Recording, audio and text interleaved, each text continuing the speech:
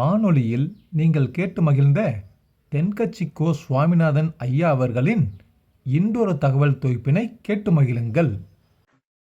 பந்திக்கு முந்தர ஆசாமிகள் நம்மள பல பேர் உண்டு. அப்படி முந்தறதுக்கு கூட முயற்சி பண்ணுறவங்க நிறைய பேர் இருக்கிறாங்க. இதில் என்ன ஒரு விஷயம்னா, பந்திக்கு முந்தறது கூட தப்பு இல்லை. ஆனால் அப்படி ஒரு விருந்தில் ஆளாக போய் உட்காந்து சாப்பிட்டா கூட வெளியில் வர்றப்ப என்ன பெரிய விருந்து வச்சுட்டான், சாம்பாரில் உப்பு இல்லை, ரசத்தில் காரம் இல்லை அப்படின்னு குறை சொல்லிகிட்டே வர்றது இருக்கு பாருங்க. அது சரியில்லை, நாகரிகமும் இல்லை. கல்யாண பத்திரிகையில் என்ன போட்டிருக்குது, என் பொண்ணுக்கும் இன்னார் பையனுக்கும் கல்யாணம், எல்லாரும் குடும்பத்தோடு வந்திருந்து மணமக்களை ஆசீர்வதிக்கணும், இப்படி தானே போட்டிருக்கோம். குடும்பத்தோடு விருந்து சாப்பிட்டு சாப்பாடு எப்படி இருக்குன்னு அபிப்பிராயம் சொல்லிவிட்டு போங்க அப்படின்னா போட்டிருக்கு கல்யாண பத்திரிகையில். ஒருத்தர் வீட்டு விசேஷத்துக்கு போயிருக்கோம்னா எவ்வளவோ அசௌகரியங்கள் நமக்கு ஏற்படலாம். ஏராளமான கூட்டம் வந்திருக்கும். எல்லாரையும் அவங்க தனித்தனியாக கவனிச்சுக்கிட்டு இருக்க முடியாது. நாம தான் அனுசரித்து நடந்துக்கணும். நாமளா போய் வாழ்த்த வேண்டியவங்களை வாழ்த்தி விட்டு சேரணும். அதை விட்டுட்டு பத்திரிக்கை கொடுத்தானேன்னு போனேன், கவனிப்பே சரியில்லை அப்படின்னு புலம்பிக்கிட்டு இருக்கக்கூடாது. ஒரு விருந்துக்கு போனால் அங்கே எப்படி நடந்துக்கணும் அப்படிங்கிறத பற்றி கூட அனுபவசாலிகள் சில விவரங்கள்லாம் சொல்லியிருக்கிறாங்க. இந்த காலத்தில் கல்யாணம், பிறந்த நாள், அது இதுன்னு நிறைய விருந்துகள் நடக்குது. அதெல்லாம் எதுக்காக? மனித உறவுகளை வளர்த்துக்கிறதுக்காக தான், வேற எதுக்கு? ஒரு விருந்துக்கு போனால் அமைதியாக பொறுமையாக போய் உட்காரணும். அடித்து பிடிச்சிக்கிட்டு இடத்த பிடிக்க போகிறேன் அப்படின்னு நிற்கக்கூடாது. முதல் பந்தி நடந்துக்கிட்டு இருந்தால் அது முடிஞ்சு இலை எடுத்து சுத்தம் பண்ணதுக்கு அப்புறம் போய் உட்கார்றது தான் நாகரீகம். இலை எடுக்கிறதுக்கு முன்னாடியே அங்கே போய் உட்காந்தா நல்லா இருக்காது. நீங்கள் சாப்பிட்டுட்டு உட்காந்துருக்கீங்களா, சாப்பிட்றதுக்கு உட்காந்துருக்கீங்களா, பார்க்குறவங்களுக்கு சந்தேகம் வந்துடும். அதே மாதிரி இலையில எல்லா ஐட்டமும் பரிமாறினதுக்கு அப்புறம் சாப்பிட ஆரம்பிக்கணும். ஒவ்வொரு ஐட்டமாக வைக்க வைக்க நாம் பாட்டுக்கு எடுத்து உள்ளே தள்ளிகிட்டே இருந்தோம்னா எதை வச்சோம் எதை வைக்கலன்னு பரிமாறினவரே குழம்பி போயிடுவார். ஏன்னா எப்போ பார்த்தாலும் இலை காலியாகவே இருக்கும். சாப்பிட்றப்போ உங்கள் சாப்பாட்டையே நீங்கள் கவனிக்கணும். அடுத்தவங்க இலையில என்ன இருக்குது, பக்கத்தில் இருக்கிறவர் எதை அதிகமாக சாப்பிட்றார், இதெல்லாம் நமக்கு என்னத்துக்கு? எல்லாரும் சாப்பிட்டு முடிக்கிற வரைக்கும் பொறுமையாக இருக்கிறது தான் நல்லது. நீங்கள் மட்டும் திடீர்னு பாதியில் எழுந்திரிச்சு பக்கத்தில் இருக்கிறவங்களுக்கு சங்கடமாக இருக்குமேங்கிறதெல்லாம் யோசிக்காமல் நீங்கள் பாட்டு எழுந்திரிச்சு போகக்கூடாது. பக்கத்தில் உள்ளவங்க உங்களை எழுந்திரிக்க சொன்னால் எழுந்திரிச்சு போகலாம். விருந்துகளில் சாப்பாட்டை வீணாக்கிறதே ஒரு நாகரிகமாக போட்டுது இந்த காலத்தில். சாப்பாட்டுக்கே கஷ்டப்பட்டுக்கிட்டு பல பேர் இந்த உலகத்தில் இருக்கிறப்போ சாப்பாட்டை வீணாக்கிறது எவ்வளோ பெரிய மோசங்கிறத நினச்சி பார்க்கணும். வேணுங்கிற அளவுக்கு கேட்டு வாங்கி சாப்பிட்றது தான் முறை.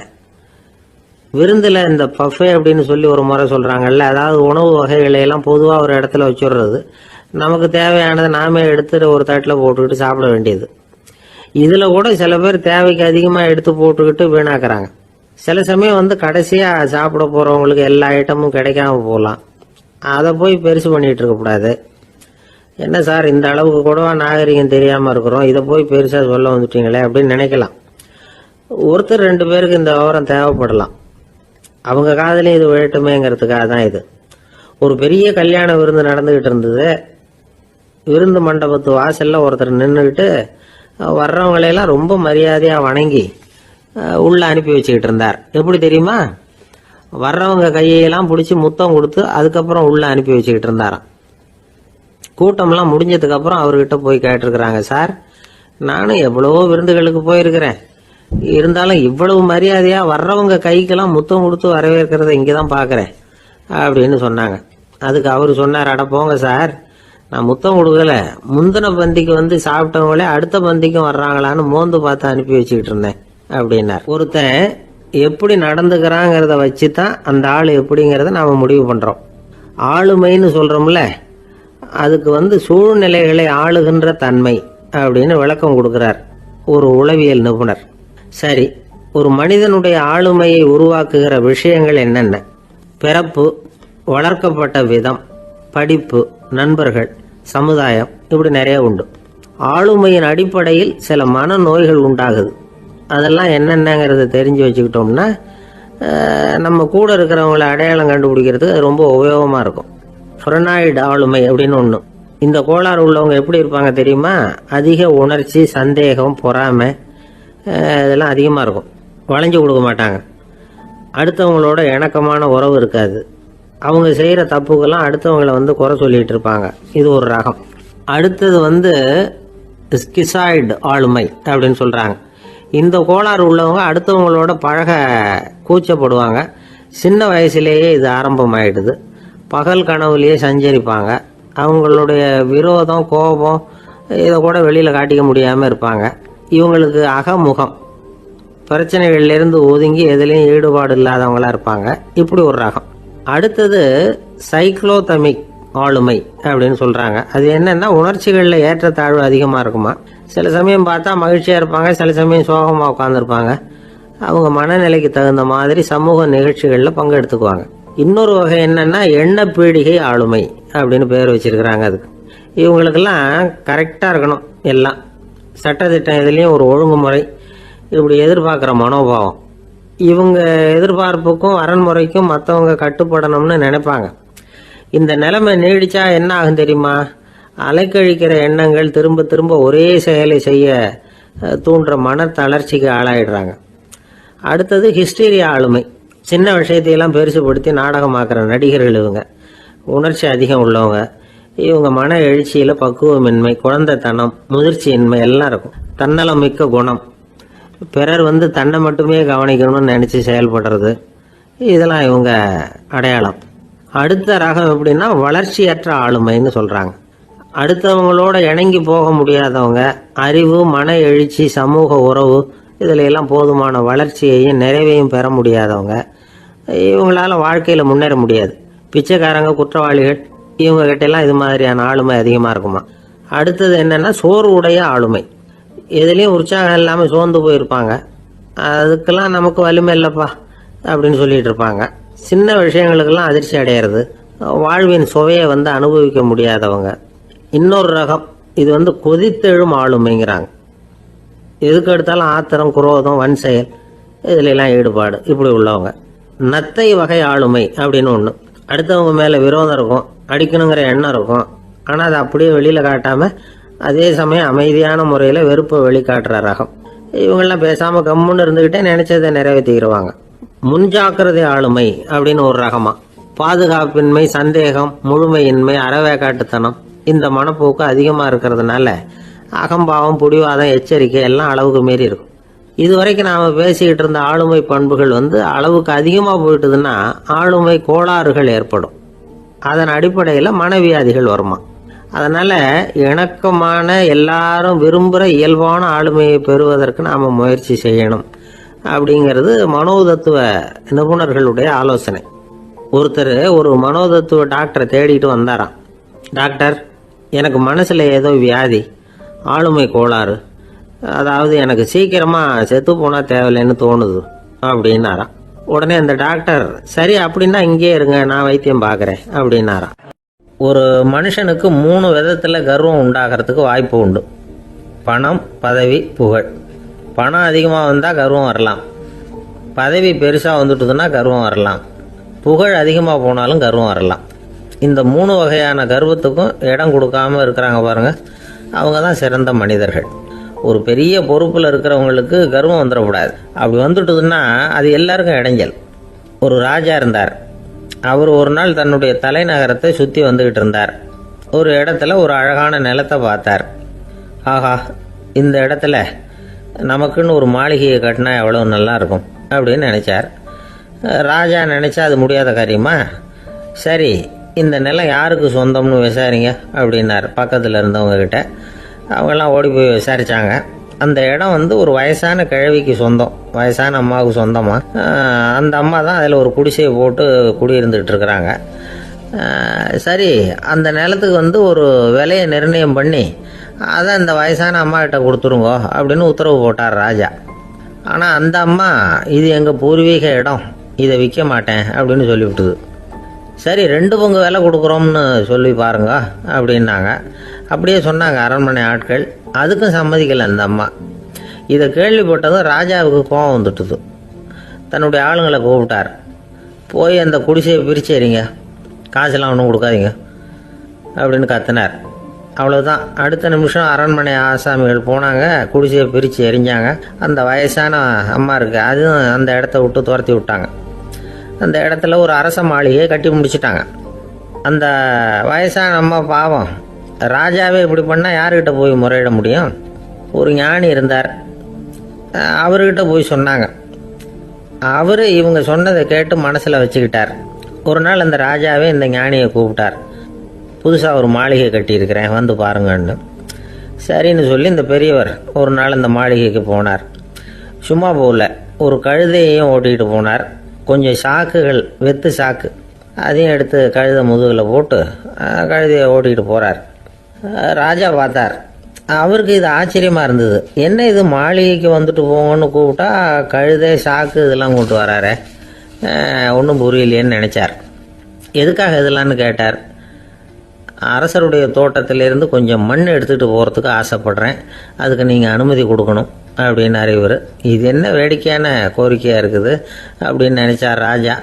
இருந்தாலும் மண் தானே கேட்குறாரு, எடுத்துகிட்டு போகட்டுமே அப்படின்னு நினச்சார். சரின்னு அனுமதி கொடுத்தார்.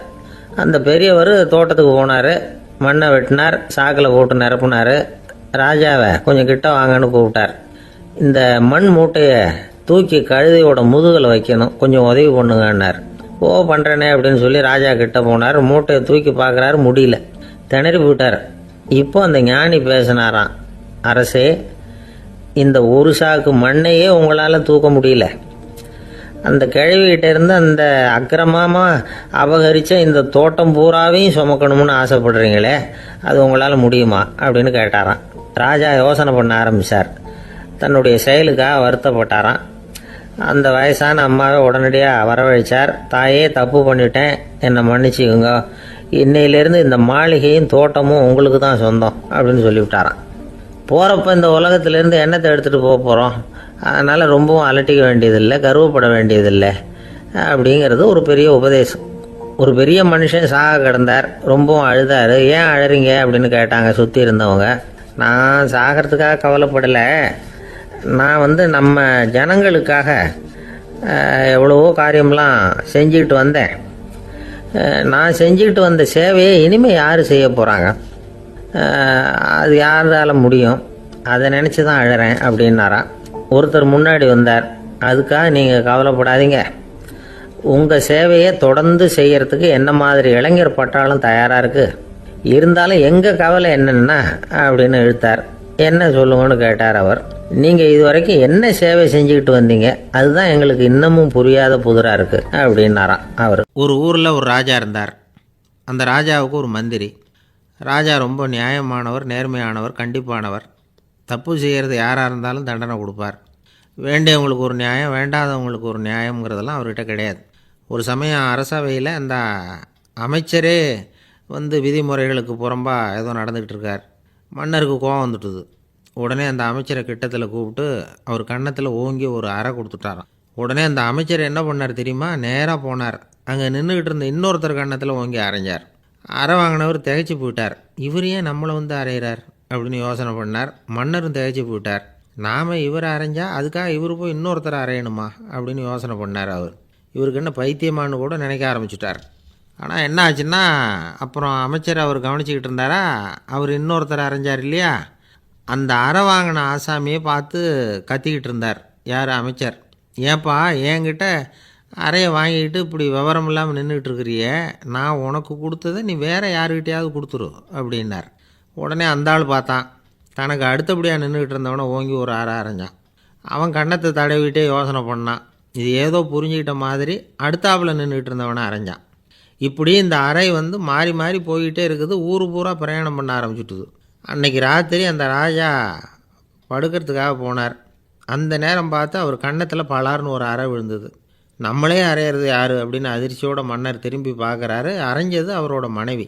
என்னாச்சு உனக்குன்னு கத்துனார் ராஜா. உங்களுக்கு தெரியாதா, ஊர் பூரா ஒருத்தர் மாற்றி ஒருத்தர் மூலமாக இந்த அறை பிரயாணம் பண்ணிட்டு வருது அப்படின்னாங்க அந்த அம்மா. அப்படின்னா ஆரம்பித்த இடத்துக்கே வந்துட்டுதா அப்படின்னாராம் மன்னர். என்ன சொல்கிறீங்கன்னு கேட்டிருக்காங்க. இவர் விவரத்தை சொன்னாராம். அப்படின்னா நீங்கள் ஆரம்பித்து வச்ச இந்த விளையாட்டை நான் முடிச்சு வச்சுட்டேன் அப்படின்னாங்களாம் அந்த அம்மா. மறுநாள் காலை மறுபடியும் அரசவை கூடிச்சு அந்த அமைச்சர் மன்னரை பார்த்து கேட்டார். என்ன மகாராஜா, என்கிட்ட கொடுத்ததை திருப்பி வாங்கிட்டீங்களா அப்படின்னாராம். இப்படி நடக்கும்னு நான் எதிர்பார்க்கவே இல்லைன்னார் மன்னர். ஆனால் நான் எதிர்பார்த்தேன், அது எங்கே போயிட போகுது, ஊர் பூரா சுற்றி கடைசியில் உங்ககிட்ட தான் வந்து சேரும் அப்படிங்கிறது எனக்கு தெரியும் அப்படின்னார் அமைச்சர். இந்த கதை வேடிக்கையாக இருந்தால் கூட இதில் உள்ள கருத்து முக்கியமானது. இந்த உலகத்தில் பல கருத்துக்கள் இப்படி தான் மாறி மாறி சுற்றி வந்துக்கிட்டே இருக்குது. நம்மளும் ஒருத்தன் தன்னுடைய நண்பன் ஒருத்தனை கடத்தெருவில் பார்த்தான்.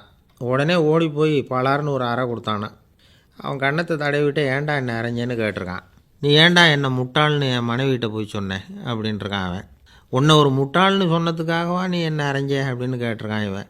டேய், நான் அதுக்காக அறையலப்பா, அது ஒரு பெரிய ரகசியம். நான் முட்டாளுங்கிறது அந்த ரகசியத்தை நீ ஏன் எங்கள் வீட்டில் போய் சொன்னேன், அதுக்காக தான் அரைஞ்சேன் அப்படின்னானா அவன். ஆஃபீஸை முடிஞ்சு வீட்டுக்கு போகிற சமயத்தில் ஒருத்தர் கடைக்கு போய் ஸ்வீட் வாங்கினார். சரி, வீட்டுக்கு பிள்ளைங்களுக்கு தான் வாங்கிட்டு போகிறார் அப்படின்னு மற்றவங்க நினச்சாங்க. அவர் அப்படி செய்யல. அந்த இடத்துலையே பொட்டலத்தை பிரித்தார். திருட மாதிரி அப்படியே சுற்றி ஒரு தரம் பார்த்துக்கிட்டார். யாரும் தெரிஞ்சவங்க இல்லைங்கிறத முடிவு பண்ணிவிட்டு அவசரமாக அதை அப்படியே போட்டு முழுங்கிவிட்டு கையை தொடச்சிக்கிட்டு நல்ல பிள்ளை மாதிரி நடந்து போக ஆரம்பிச்சிட்டார். அவர் யாருன்னா, அவரோட பிரச்சனை எல்லாருக்கும் தெரியாது, சில பேருக்கு தான் தெரியும்.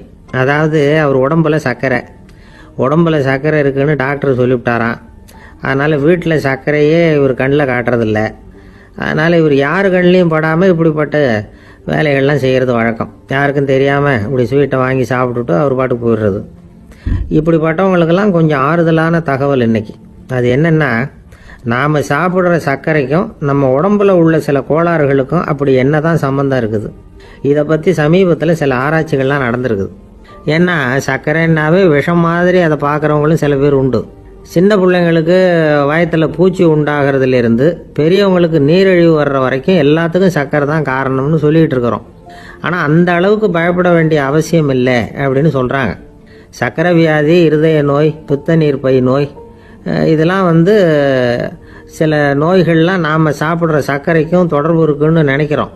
ஆனால் அப்படி சம்பந்தம் உண்டுங்கிறதுக்கு போதுமான அளவுக்கு ஆதாரம் இல்லை அப்படிங்கிறாங்க ஆராய்ச்சியாளர்கள். ஒரே ஒரு சம்பந்தம் தான் உறுதியாக இருக்குதான். அதுவும் இந்த பல் சிதைவு அப்படின்னு இருக்கு இல்லையா, அந்த சர்க்கரை சாப்பிட்றதுக்கும் இந்த பல் சிதைவுக்கும் சம்பந்தம் இருக்குது அப்படிங்கிறத மட்டும் உறுதியாக சொல்கிறாங்க. சர்க்கரைன்னா நாம் சாப்பிட்ற ஜீனி மட்டும் இல்லை, பழம், காய்கறி, பால், தேன், இப்படி எல்லாத்துலேயும் அது இருக்குது. கேரட்டு கொடுக்குற சத்தில் 88% சர்க்கரை, ஆப்பிள் கொடுக்குற சக்தியில் 95% சர்க்கரை. இது ஜீனி சர்க்கரை, இது ஆப்பிள் சர்க்கரை அப்படிங்கிற வித்தியாசம்லாம் உடம்புக்கு கிடையாது. ரெண்டுமே உடனடியாக சக்தி கொடுக்குது. ஒரு ஸ்பூன் சர்க்கரையில் 16 கலோரி தான் சத்து இருக்குது. அதிகமாக சர்க்கரை சாப்பிட்டா நீரிழிவு வந்துருங்கிறது தப்பான ஒரு அபிப்பிராயம். டயபெட்டிஸுங்கிறது ஒரு மெட்டபாலிக் டிசார்டர், அவ்வளவுதான். அதாவது நாம் சாப்பிட்ற சர்க்கரையை நம்ம உடம்பு திறமையாக உபயோகப்படுத்திக்க முடியல அப்படின்னு அர்த்தம். அதனால தான் அதிகமாக இனிப்பு வேணாம்னு சொல்கிறோம். ஏற்கனவே உடம்பால் முடியாத ஒன்றை மறுபடியும் அது தலையில் சுமத்தி அதிகமாக வேலை வாங்க வேணாமே அப்படிங்கிறதுக்காக தான். ஆகாரத்தில் அதிகமாக சர்க்கரை இருந்தால் அதனால் உடனே சர்க்கரை வியாதி வந்துடும்ங்கிறதுக்கு விஞ்ஞான ரீதியாக போதுமான ஆதாரம் இல்லை. அதனால் எப்போவாவது அதிகமாக ஸ்வீட்டு சாப்பிட்டுட்டா ஐயோ அதிகமாக சாப்பிட்டோமோ என்ன பண்ண போகுது தெரியலையே அப்படின்னு நினச்சி மனசை போட்டு குழப்பிக்க வேண்டியதில்லை. பொதுவாக எதுவுமே அதிகமாக வேண்டாம், எல்லாம் சீராக இருந்தால் போதும். நீரிழிவுங்கிறது புதுசாக வந்துட்ட ஒரு நோய் இல்லை, ரொம்ப காலமாகவே இருக்கிற ஒன்று தான். நம்ம முன்னோர்கள் இதை மதுமேகம் அப்படின்னு சொல்லுவாங்க. அதை கட்டுப்படுத்துறதுக்கு அவங்களே சில வழிமுறையை சொல்லி வச்சுருக்கிறாங்க. அது என்னென்னா வேறு ஒன்றும் இல்லை, இந்த பாவக்காய், முள்ளங்கி, அருகம்புல், அவ்வளவுதான். வெள்ளை முள்ளங்கி இருக்குல்ல, அதை வாரத்துக்கு 3 நாள் சாப்பிட்டுக்கிட்டு வாங்க. நூலுக்கோல் ரொம்ப நல்லது.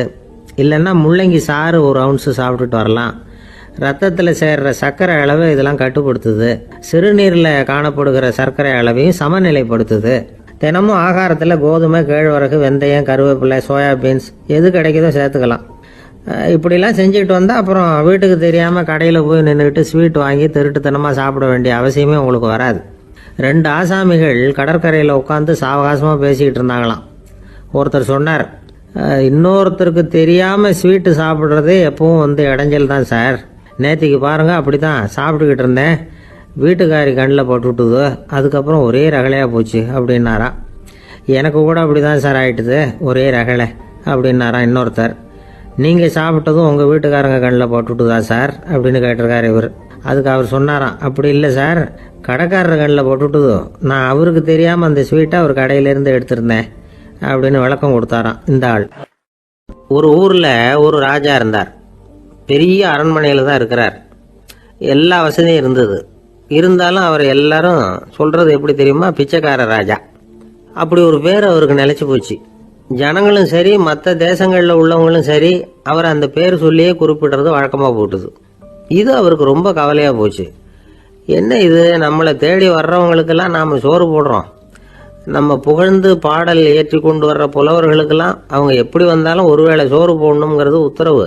இவ்வளவுலாம் செஞ்சும் நம்மளை போய் பிச்சைக்கார ராஜான்னு எல்லாரும் சொல்கிறாங்களே, அது ஏன், எதுக்காக இப்படி சொல்கிறாங்க?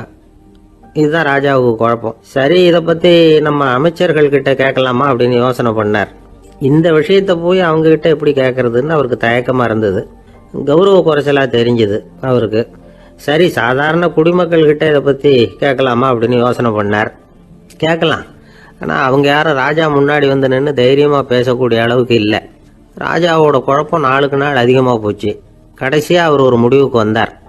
அதாவது இதை பற்றி ஒரு பிச்சைக்காரங்கிட்டே கேட்டு பார்த்துட்டா என்ன. இதுதான் அவர் பண்ண முடிவு. உடனே மாறு வேஷம் போட்டுக்கிட்டு நகர்வலம் போனார். ஒரு பிச்சைக்காரனை கண்டுபிடிச்சார். இதை பாருப்பா, நம்ம ராஜாவை எல்லாரும் பிச்சைக்கார ராஜான்னே சொல்கிறாங்களே, அதுக்கு என்ன காரணமாக இருக்கும் அப்படின்னு கேட்டார். அதுக்கு அவன் சொல்கிறான், இதுக்கான பதிலை இன்னும் ஒரு 30 நாளில் சொல்கிறேன் அப்படின்னா. உடனே இவருக்கு சந்தோஷம். உண்மையை அவங்ககிட்ட சொன்னார். நான் வேற யாரும் இல்லை, நான் தான் இந்த நாட்டு ராஜா. இப்போ நீ என் கூடவே வந்துடு, அரண்மனையிலேயே தங்கிக்கோ. 30 நாள் கழித்து எனக்கு பதில் சொல்லிவிட்டு அதுக்கப்புறமா நீ போகலாம் அப்படின்னு சொல்லி அழைச்சிட்டு வந்துட்டார். அரண்மனையில் ஒரு மூலையில் அவன் தங்கறதுக்கு இடம் கொடுத்தார். தினம் 2 வேளையும் இவனுக்கு சோறு போடுங்க அப்படின்னு உத்தரவு போட்டார். ராஜா கொடுத்த இடத்துல போய் உக்காந்துக்கிட்டான் அந்த பிச்சைக்காரன். தினமும் அந்த அரண்மனையில் நடக்கிறதையெல்லாம் கவனிச்சிக்கிட்டு வந்தான். வேளைக்கு சாப்பாடு வரும், சாப்பிட்டுக்கிட்டு இருக்கான். இப்படி 30 நாள் முடிஞ்சுது. ராஜா வந்தார். என்ன, என்னோட கேள்விக்கு பதில் என்னன்னு கண்டுபிடிச்சிட்டியான்னார். கண்டுபிடிச்சிட்டேன்னா. என்ன எல்லாரும் பிச்சைக்கார ராஜான்னு சொல்கிறாங்களே, அது நியாயமாக படுதா உனக்குன்னு கேட்டார். நியாயமாக தான் படுது, சந்தேகம் இல்லாமல் நீங்கள் பிச்சைக்கார ராஜா தான். என்னதான் நீங்கள் வசதியோடவும் படைபலத்தோடவும் இருந்தால் கூட நீங்கள் எங்கள் வர்க்கத்தை சேர்ந்த ஆசாமி தான் அப்படின்னு அடித்து சொல்லிவிட்டான் அந்த ஆள். எதனால் அப்படி சொல்கிறேன்னு கேட்டார் இவர். அரசே, ஒரு உண்மையை கண்டுபிடிச்சி சொல்கிறதா நான் உங்ககிட்ட சொன்னேன். நீங்கள் ராஜ பரம்பரைன்னா உடனே உங்கள் கழுத்தில் கிடக்கிற முத்து மாலையை கழட்டி பரிசாக கொடுத்துருப்பீங்க, பொன்னையும் மணியையும் கொடுத்துருப்பீங்க. ஆனால் நீங்கள் அப்படி செய்யலை. என்னை ஒரு மூலையில் உட்கார வச்சு 2 வேளை சோறு போட சொன்னீங்க. உங்களை தேடி யார் வந்தாலும், யார் பாராட்டி பேசினாலும் அல்லது பிரச்சனைகளை சொன்னாலும் நீங்கள் செய்கிற ஒரே காரியம் சோறு போடுறது தான். பிச்சைக்காரனுக்கு சோறு மட்டும்தான் உலகம். உங்கள் விஷயத்திலையும் நீங்கள் அப்படி தான் நினைக்கிறதாக தெரியுது. நல்லா கவனிங்க. எந்த ஒரு பிரச்சனைக்கும் சோறு தான் முடிவுன்னு நினைக்கிறீங்க பாருங்க. நீங்கள் சந்தேகமில்லாத எங்களை சேர்ந்த ஆளு தான் அப்படின்னு விட்டான் அந்த பிச்சைக்காரன். அதுக்கப்புறம் தான் அந்த ராஜா தன்னுடைய தவறுகளை எல்லாம் தேர்த்திக்கிட்டாராம். பசின்னு வர்றவங்களுக்கு சோறு தான் போடணும், அது தப்பு இல்லை. பாராட்ட வர்றவங்களுக்கெல்லாம் சோத்தையே போட்டு அனுப்புனா இப்படி தான் பேர் வரும். எனக்கு தெரிஞ்ச ஒருத்தர் தினமும் யாராவது ஒருத்தரை தன் வீட்டுக்கு அழைச்சிட்டு போவார், சாப்பாடு போட்டு அனுப்புவார். முன்னறிவிப்பு இல்லாமல் திடீர்னு ஒரு விருந்தாளியோட வீட்டில் போய் இவர் நிற்கிறது வழக்கம். அந்த அம்மாவும் இவருக்காக தயார் பண்ணி வச்சிருந்ததை இவர் அழைச்சிட்டு வந்திருக்கிற விருந்தாளிக்கு போட்டுருவாங்க. விருந்தாளி சாப்பிட்டுட்டு போனதுக்கப்புறம் இவர் மனைவி கிட்ட உனக்கு சிரமம் வேணாம் அப்படின்னு சொல்லிவிட்டு பக்கத்தில் உள்ள ஒரு ஹோட்டலுக்கு போய் காசு கொடுத்து சாப்பிட்டுட்டு வந்துடுவார். பல நாள் இப்படி நடக்கும். ஒரு நாள் அவரை தனியாக கூப்பிட்டுக்கிட்டு போய் ஏன் இப்படி பண்ணுறீங்கன்னு கேட்டோம். அதுக்கு அவர் சொல்கிறாரு, எங்கள் வீட்டு சாப்பாட்டிலேருந்து தப்பிக்கிறதுக்கு எனக்கு வேற வழி எதுவும் தெரியல சார், அதனால தான் இப்படி பண்ணிகிட்டு இருக்கிறேன் அப்படின்னார் ரொம்ப பரிதாபமாக. ஒருத்தர் முகத்தை தொங்க போட்டுக்கிட்டு ஒரு மாதிரியாக வந்தார். என்ன விஷயம்னு விசாரித்தேன். என்னுடைய நண்பன் ஒருத்தங்கிட்ட கருத்து வேறுபாடு, இனிமேல் நமக்குள்ளே எந்த சம்மந்தமும் வேணாம்னு நட்பை முறிச்சிட்டு வந்துட்டேன்னா. நண்பர்கள்னு இருந்தால் கருத்து வேறுபாடு வரத்தான் செய்யும்னு. கருத்து வேறுபாடு வராமல் இருக்கிறதுக்கு ஏதாவது வழி உண்டா அப்படின்னு கேட்டாங்க. அதை பற்றி நிபுணர்கள் சில யோசனைகளை சொல்லியிருக்கிறாங்கன்னு. முதல் விஷயம் என்னென்னா, உங்கள் நண்பனுக்கு ஒரு செய்தி சொல்லணும்னா அதை நீங்களே நேரடியாக சொல்லுங்கள், அல்லது உங்கள் கைப்பட கடிதம் எழுதுங்க. அதாவது நேரடி தொடர்பு முக்கியம். அதை விட்டுட்டு இன்னொருத்தர் மூலமாக நண்பர்களுக்கு செய்தி அனுப்புனா நீங்கள் சொல்கிற செய்தி அப்படியே போய் சேராது, அது சேதமாயிடும். கூட்டி குறைச்சி சொல்லிவிடுவாங்க. அது குழப்பத்தில் கொண்டாந்து விட்டுரும். இது ஒரு யோசனை. ரெண்டாவது யோசனை என்னென்னா, நீங்கள் ஒரு நல்ல காரியத்தை செய்யும் பொழுது உங்கள் நண்பரையும் சேர்த்துக்குங்க, அவருக்கும் அதில் ஒரு ஈடுபாட்டை உருவாக்குங்க. மூணாவது யோசனை, நம்ம பக்கத்தில் இருக்கிற நண்பர் மகிழ்ச்சி அடைகிற மாதிரி ஏதாவது செய்யணும். சின்ன சின்ன செயல்களாக இருந்தாலும் பரவாயில்ல, அவர் நமக்கு எதுவும் செய்யலையே, நாம் எதுக்கு செய்யணும் அப்படின்னு நினச்சிக்கிட்டு இருக்கக்கூடாது. நாலாவது யோசனை என்னென்னா, உங்களுக்கு ஒரு பிரச்சனையா அல்லது உங்கள் நண்பருக்கு ஒரு பிரச்சனையா, எதுவாக இருந்தாலும் 2 பேரும் சேர்ந்து உட்காந்து ஆலோசனை பண்ணுங்கள். நம்ம யோசனையும் கேட்கப்படுதே அப்படிங்கிற நினைப்பே அவருக்கு ஒரு மன நிறைவை உண்டாக்குமா. 5வது யோசனை, உங்கள் நண்பர் ஏதோ ஒரு காரியத்தை செய்கிறார், நீங்கள் உடனே அவசரப்பட்டு நீ செய்கிறது தப்புன்னு தீர்ப்பு சொல்லக்கூடாது. அவர் அதை செய்யறதுக்கான நியாயங்கள் எவ்வளவோ இருக்கும், அதை புரிஞ்சுக்கிறதுக்கு முயற்சி பண்ணணும். 6வது யோசனை, உங்கள் நண்பர் என்ன சொன்னாலும் அதை பொறுமையாக கேளுங்க. அவர் சொல்கிறத புரிஞ்சுக்கணும், அவர் சொல்ல விரும்புகிறத புரிஞ்சுக்கணும், அவர் சொல்ல முடியாமல் தவிக்கிறதையும் புரிஞ்சுக்கணும். இப்படி 3 விதமாகவும் அவரை புரிஞ்சுக்கிட்டு அதுக்கு தகுந்த மாதிரி செயல்படணும். 7வது யோசனை என்னென்னா, உங்கள் நண்பர் உங்ககிட்ட ஏதோ ஒரு கருத்தை சொல்கிறார், அது உங்களுக்கு பிடிக்கல, அதுக்காக உடனே நீ சொல்கிறது சரியில்லை, நான் ஒத்துக்க மாட்டேன் அப்படின்லாம் மறுத்துக்கிட்டு இருக்கக்கூடாது.